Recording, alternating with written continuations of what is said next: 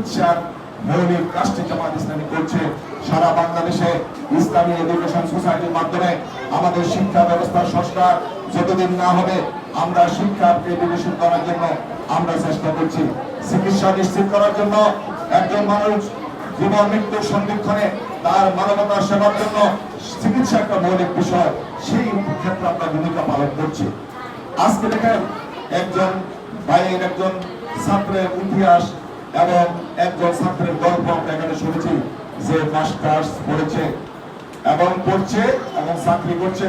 আমাদের প্রিয় মোহাম্মদ আলী ভাই বলেছেন, আমরা চাই এখানে যারা আছে কোমলমতি শিশু, আজকে এখানে যারা আমাদের সামনে যারা এখানে আছে প্রত্যেকে যদি আমরা তাদের আলো দেখিয়ে দিতে পারি, তাদেরকে যদি শিক্ষার মশাল তাদের হাতে তুলে দিতে পারি, তাদেরকে যদি নীতি নৈতিকতার আলোকে মানুষ হিসেবে তৈরি করতে পারি, তাহলে এক একজন মানুষ, এক একটি ছাত্র, কোমলমতি শিশু আগামী দিনে দেশ জাতির নেতৃত্বে এখান থেকে বেরিয়ে আসবে।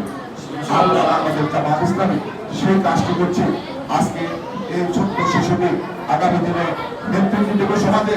আপনার এখানে যারা সুবিধা বঞ্চিত পরিবার আছে, এই পরিবারে আপনাদের নেতৃত্ব দিবে, আপনার পরিবার হাল ধরবে।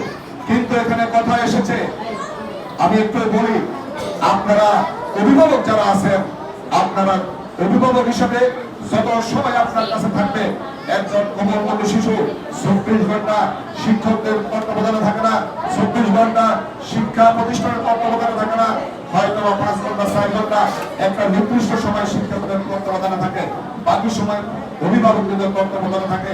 আমি এখানে সামষ্টিকভাবে বলছি, অভিভাবকরা যদি অভিভাবক হিসেবে দায়িত্ব পালন করেন, ইয়া আইয়ুহাল্লাযীনা আমানুল্লাহ হাক্কা তুকাতিহি ওয়া লা তামুতুন্না ইল্লা ওয়া আনতুম মুসলিমুন, হে বান্দাগণ তোমরা আল্লাহকে ভয় করো এবং মুসলিম না হয়ে মৃত্যুবরণ করো না।